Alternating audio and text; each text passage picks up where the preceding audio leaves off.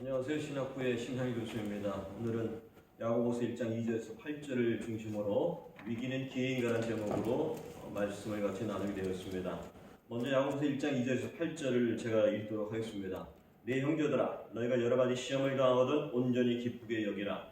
이는 너희 믿음의 시련이 인내를 만들어내는 줄 너희가 알미라. 인내를 온전히 이루라. 이는 너희로 온전하고 구비하여 조금도 부족함이 없게 하려 함이라. 너희 중에 누구든지 지혜가 부족하거든 모든 사람에게 부의 주시고 꾸짖지 아니하시는 하나님께 구하라. 그리하면 주시리라. 오직 믿음으로 구하고 조금 더 의심하지 말라. 의심하는 자는 마치 바람에 밀려 요동하는 바닷물결 같으니 이런 사람은 무엇이든지 죽기 없기를 생각하지 말라. 두 마음을 품어 모든 일에 정함이 없는 자로다.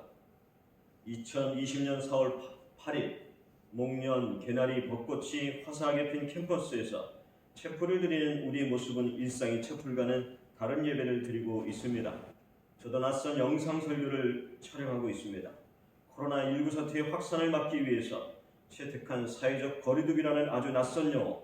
이 상황 속에서 코로나19가 발발했을 때는 얼마 안 있어 끝날 것 같은데 끝날 기미를 보이지 않고 확산이 계속되고 있습니다. 이 위기를 어떻게 극복할 것인가? 이에 대해서 성서를 특별히 야고보서 1장을 중심으로 해서 말씀을 나누려고 합니다. 성서는 어떻게 정의할 수 있을까요? 저는 오늘 위기의 책이라고 정의를 내리고 싶습니다. 위기를 직면한 하나님의 백성들이 그 위기에 대한 대답을 찾아가는 길을 보여주는 것이 성서라고 말할 수가 있습니다. 출애굽기가 그렇습니다. 출애굽기에서 애굽의 종살이의 위기에 있어 벗어나는 이야기, 그리고 위기에서 벗어났다 했는데 광야라는 위기에 또 봉착하게 되고 그것 속에서 물도 먹을 것도 없는 그 위기에서 어떻게 살아가느냐라고 하는 모습을 보여주는 것. 선지자들도 마찬가지 아닙니까? 포로라고 하는 나라를 잃은 포로의 이 신분 속에서 나라 이런 위기, 신앙의 정체성의 위기, 전능하신 만군의 하나님이 어찌하여 이런 위기를 맞이했는가라고 하는 그들의 신앙의 질문에 대한 대답을 제시하는 것이 선지서라고 얘기할 수가 있겠습니다. 신약의 복음서는 어떻습니까? 신약 복음이라고 하는 유한겔리온입니다. 기쁜 소식, 몇백 년 동안 강대국의 지배를 받아서 마카베어 투쟁, 그리고 헤롯이 죽을 때 이제는 유대인들이 기다리던 메시아가 와서 이 위기에서 벗어날 것이라는 기대를 갖게 만들었던 그 위기를 벗어난 이야기들이 신약도 마찬가지라고 보여줍니다. 신천지가 많은 사람을 미혹에 빠뜨리는 것도 성서가 말하는 위기의 대응을 잘못된 방향으로 몰고 갔기 때문이 아닌가 싶습니다. 지금 대한민국, 아니 전 세계는 코로나라는 위기에 처해 있습니다. 의학적으로 국가적으로 거창하게 해결책을 논하기보다는 우리는 성경을 공부하는 이 입장에서 성경에서 이 위기의 시대를 어떻게 살아야 하는가에 대한 작은 목소리를 나누고자 하는 것입니다. 학교 체벌 설교할 때 가능하면 저는 원칙이 하나 있습니다. 그 해당 학기에 수업하는 해당 성경에서 본문을 채택하는 것입니다. 그래서 이번에 일반서신 과목을 강의를 하고 있어서 야고보서를 본문으로 택했습니다. 야고보서 1장 1절에 야고보는 하나님과 주 예수 그리스도의 종 야고보라고 소개를 합니다. 여러분, 야고보가 누굽니까? 그는 예수님과 형제입니다. 그럼에도 불구하고 이제는 그 형 예수를 하나님과 주 예수라고 하는, 주 예수 그리스도라고 주로 고백하고 있는 이 멋진 소개를 이어서 2절에서 너희가 여러 가지 시험을 당하거든 온전히 기쁘게 여기라고 합니다. 시험, 위기입니다. 야고보서의 수신자가 겪고 있는 위기는 무엇일까요? 하나님을 믿는다고 하면서 헛된 욕망에 사로잡혀 세상적 방식으로 부자가 되기를 원하는 상황입니다.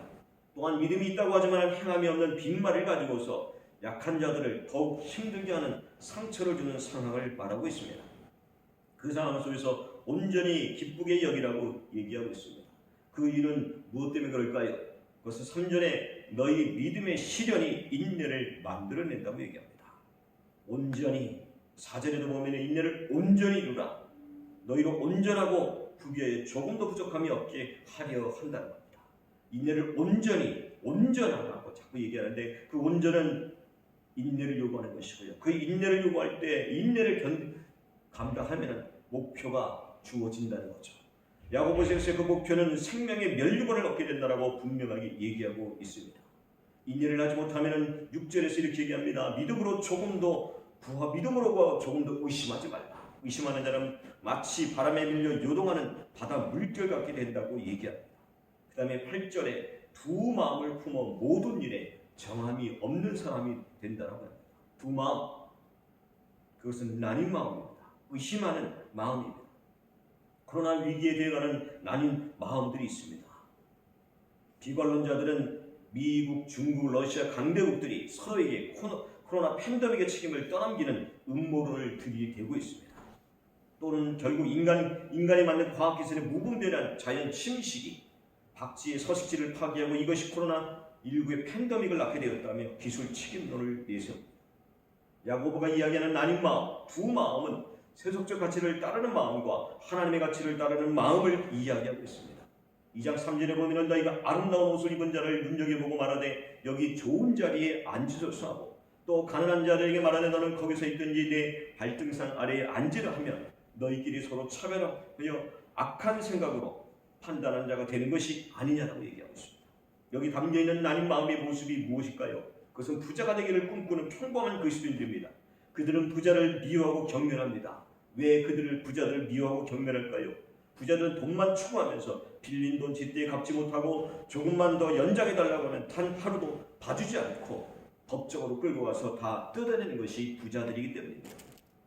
없는 자들을 괴롭히고 착취하는 부자들을 그러기 때문에 이 평범한 사람들은 미워합니다. 그러나 그들의 가치를 따라서 가난한 사람들을 무시하고 멸시하는 모습에 대한 비판을 지금 야고보는 하고 있는 겁니다.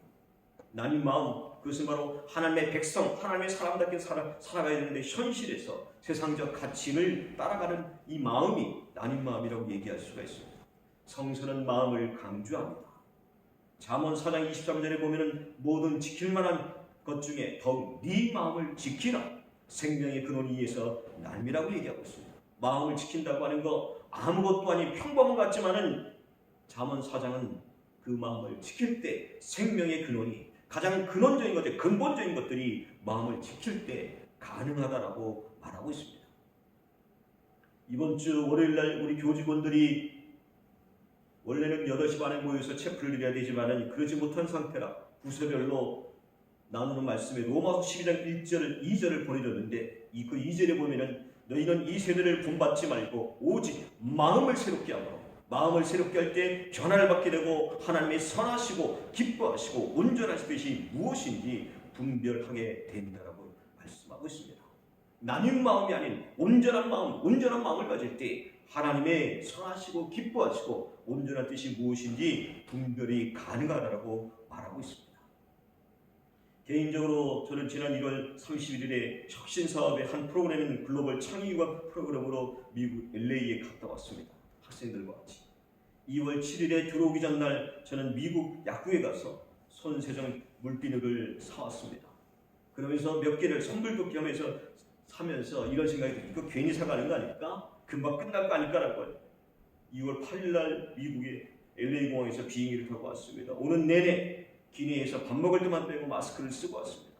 그러면서 곧 끝날 것으로 예상을 했습니다. 그러나 아직도 끝나지 않고 있습니다. 그리고 이 바이러스의 위험이 4, 5년 주기로 더 강한 바이러스가 나타나고 있습니다. 그렇기 때문에 요즘 말은 B씨와 A씨로 시대를 구분하게 될 거라고 예측을 하고 있습니다. 그 B씨는 바로 C는 비포 코로나죠. 코로나 이전 시대와 그리고 애프터 코로나라고 이렇게 시대를 구분하게 될 거라고 미래를 예측한 사람들이 얘기를 합니다. 이 위기 상황 속에서 위기를 기회로 만드는 사람들이 있습니다. 지난 주말에 TVN에서 TVN 시프트라고 팬데믹 쇼크 편에서 성균관대학의 최재봉 교수라고 하는 이 기술, 이 호모 사피엔스의 저자 최재봉 교수가 얘기하는 것을 들었습니다. 거기서 얘기하는 호모 사피엔스는 휴대폰을 타는 호모와 지성을 뜻하는 사피엔스의 합성어입니다. 그렇기 때문에 호모 사피엔스라는 것은 생각하는 사람이라는 의미의 호모 사피엔스를 빗대는 말입니다. 한마디로 정리하면 스마트폰 없이 살아가기 힘들어하는 세대, 그렇지만 이 세대가 21세기를 이끌어갈 거라고 이 최재봉 교수는 얘기하고 있습니다. 그 이유는 시공간에 제약 없이 자유로이 소통하고 빠른 정보 전달로 정보 교차가 해소되는 등 사람들이 스마트폰을 통해 점차 편리한 생활을 누리게 되면서 생겨난 신조, 그리고 새로 이 위기를 극복할 수 있는 가능성 있는 세대라고 이 최재봉 교수는 얘기를 합니다. 그 프로그램에서 이 최주봉 교수는 몇 가지 예를, 위기를 기회로 만든 예를 듭니다. 중국의 알리바바라고 하는 회사를 알고 있을 겁니다. 그 회사의 회장이 마윈회장인데요. 이 알리바바의 회사의 특징은 매년 5월 10일 날 거대한 축하 행사를 한답니다. 그 이유는 무엇 때문에 저 거대한 축하 행사가 할까요? 그날이 그 회사의 창립 기념일까요? 그거는 아니라고 합니다. 이 아시아 시장을 장악한 알리바바의 마윈 회장은 이 최대 기념일 5월 10일로 하는데 이날은 중국을 휩쓸었던 2003년 휩쓸었던 사스, 그 사스가 휩쓸었을 때 이 알리바바의 회사 직원이 사스로 확진자가 판정된 날이 5월 10일이랍니다.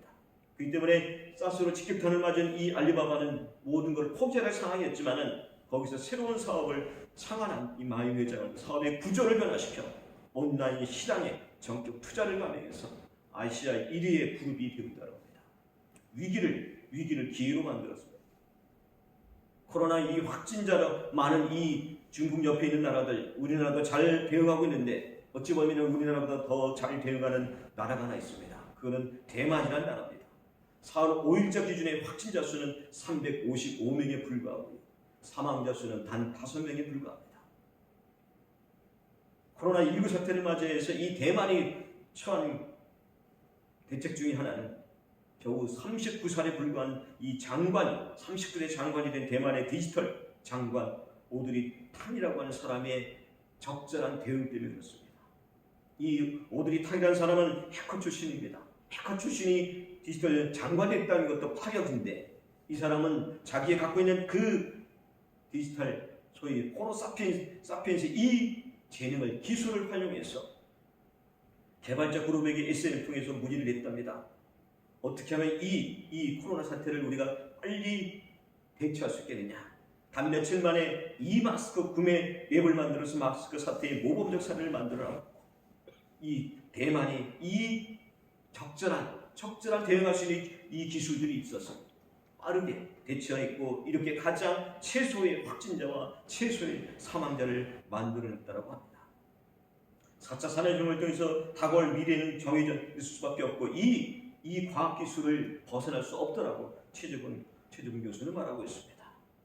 교회도 마찬가지 아닐까 싶습니다. 코로나19의 사태로 인해서 교회의 생명 예배인데 예배는 모여서 드려야 될 전통을 가지고 있고 이 전통을 포기하는 것은 하나님을 믿지 않는 거다라고 하는 이 논란에 우리는 휩싸여 있습니다. 그럼에도 불구하고 아까도 말씀드렸지만 B씨와 A씨 속에서 코로나 사태 이후의 교회의 모습은 우리의 신앙도 달라질 수밖에 없을 겁니다. 우리의 교수들도 달라지라고 애를 쓰고 있습니다. 수업 준비를 하는데 저는 특별히 하루살이 교수입니다. 미리미리 몇 주짜리를 준비하지 못하고 그날 당일 수업이 있으면은 수업 시작이 간신히 1시간이나 2시간 전에 올릴 수밖에 없는 저의 모습입니다. 그렇기 때문에 하루살이 교수라고 얘기하는데요. 너무 힘들어서 지난주에는 커피도 쏟았습니다. 그럼에도 불구하고 다른 모든 교수들이 스크린캐스터, 줌, 실시간 강의 등등 많은 것을 준비하고 배우느라고 애를 쓰고 있습니다. 요즘 본관 5층 교수 연구실인데요. 평상시에는 아주 조용합니다. 연구실 밖으로 거의 목소리가 거의 나오지 않습니다. 그렇지만은 이 동영상 강의하면서 낯선 풍경이 감지되고 있습니다. 큰 목소리가 그 연구실 복도를 지나가면 나옵니다. 처음에는 싸움하는 줄 알았더니만 싸움하는 소리가 아닙니다. 여러분 아시겠지만 강의를 녹화하거나 아니면 실시간 수업하는 목소리들입니다. 이게 교수들이 애를 쓰고 있습니다. 기술을 강조하는 전문가들을 위기는 기회라고 말하지만 저는 여러분들에게 그렇게 말할 수가 없을 것 같습니다. 그러나 위기를 대체하는 작은 목소리는 전하고 싶습니다. 특히 2020학번 새내기들에게 말입니다. 2020년도에 고등학교를 졸업하고 대학에 들어온 새내기 여러분, 졸업식도 입학식도 제대로 하지 못하는 불운한 학번일 수도 있습니다. 사회적 거리 두기를 하기 때문에 동기들을, 선배들을 캠퍼스에서 볼 수도 없습니다. 수업을 한다고 하지만 낯선 용어들, 비대면 수업이라고 하는 뭔가 낯선 이 수업의 모습에 여러분들은 적응하기도 힘들 겁니다. 교수도 마찬가지지만. 그렇기 때문에 여러분 2060학번들은 가장 불행한 세대라고 말할 수도 있습니다. 그러나 세상말로 마음먹기고 오늘 성서 본문의 표현을 빌리자면 두 마음, 나님 마음에서 세상의 마음이 아닌 하나님의 마음을 부여잡기라고 말할 수가 있습니다. 교수 그룹 중에서 최첨단 기기를 잘 따라가지 못하는 학부 교수들은 신학부 교수입니다. 그러나 이 위기 속에서 신학부 교수들도 몸부림을 치고 있습니다. 교수들 동영상 강의 준비하기 위해서 이 동영상 시작하기 전에 3번의 교수들을 위한 교육 프로그램 3번이 있었습니다. 전임 교수들, 그리고 다른 쪽들, 그리고 외래 교수님들, 우리 신학부 교수의 김문희 교수님 3번을 다 참석을 했습니다. 실시간 지금 수업까지 한다고 자랑을 하고 있습니다. 교수들이 몸부림치듯이 사랑하는 우리 신학부 학생 여러분, 공부와 생활과 친구의 어려움이 있겠지만 이 위기를 기회로 만들어가는 그런 신학부가 되기를 바랍니다. 신학부는 위기의 상황에서 위기를 돌파하는 결정무가 있습니다. 그것은 위기를 극복하는 무기는 말씀입니다. 중세시대의 어둠을 벗어나서 종교개혁의 불길을 만들어낸 것도 말씀 연구를 통해서입니다. 마지막으로 이사야 40장 5절에서 8절의 말씀을 읽고 설교를 마무리할까 합니다. 여호와의 영광이 나타나고 모든 육체가 그것을 함께 보리라. 이는 여호와의 입이 말씀하셨느니라. 말하는 자의 소리여 이르되 외치라. 대답하되 내가 무엇이라 외치리까 하니 이르되 모든 육체는 풀이요 그의 모든 아름다운 들의 꽃과 같으니 푸른 마르고 꽃이 시드는 여호와의 기운이 그 위에 붑니다. 이 백성은 실로 풀이로다. 푸른 마르고 꽃은 시드니 우리 하나님의 말씀은 영원히 서리라 하리라. 아멘 아닙니까? 푸른 마르고 우리의 인생은 모든 것들은 시들지만은 여호와의 기운, 여호와의 말씀, 우리 하나님의 말씀은 영원하다라고 분명하게 말하고 있습니다. 코로나19의 사태도 마무리될 날이 올 것입니다. 그리고 이어서 더 심한 바이러스가 올 수도 있습니다. 계속 위기는 반복될 것입니다. 그 위기 속에서 영원히 우리를 견디게 해주는 것은 하나님의 말씀이고, 특별히 신학부는 이 하나님의 말씀을 감당하는 사람들입니다. 지금 세상은 교회를 향하여 비난을 쏟아붓고 있습니다. 사회적 거리를 두지 않는다, 바이러스 온상처럼 교회가 욕을 먹고 있습니다. 21세 교회가 붙잡고 이 시대의 위기를 겪고 있는 세상에 제시할 해답의 근원은 말씀입니다. 왜? 이사야 40장에 있는 것을 근거로 한다면 말씀은 영원하기 때문에, 구약성서부터 신약의 계시록에서 보여주는 위기 때마다 말씀을 통해서 위기에 대한 해법을 제시했기 때문입니다. 오늘 이 말씀을 우리는 배우기 위해서 이곳에 모였고, 비록 지금 동영상이지만은 동영상으로 우리가 수업을 하지만은 하나님의 말씀에 대한 연구를 하고 있습니다. 말씀이 오늘 우리의 이 위기를 극복할 수 있는 우리 신학부가 가진 가장 소중한 결정적인 무기라고 하는 것을 우리는 확신하였으면 좋겠습니다. 야고보서 1장 21절, 그러므로 모든 더러운 것과 넘치는 악을 내버리고 너희 영혼을 능히 구원할 바 마음에 심어진 말씀을 온유함으로 받으라. 여러분 각자의 예수를 주로 고백했다면 이제는 심어진 말씀이 여러분의 마음속에, 가슴속에 심어져 있습니다. 나님 마음이 아닌 온유함으로 여러분의 이 말씀을 받아서 이번 학기 승리하시기를 바랍니다. 잠깐 기도하겠습니다. 고마우신 하나님 감사합니다. 2020학번으로 들어온 새내기들, 그리고 모든 우리의 다른 신학부 학생들, 그리고 교수님들, 그리고 이 대학을 긍휼히 여기시고 축복하여 주시옵소서.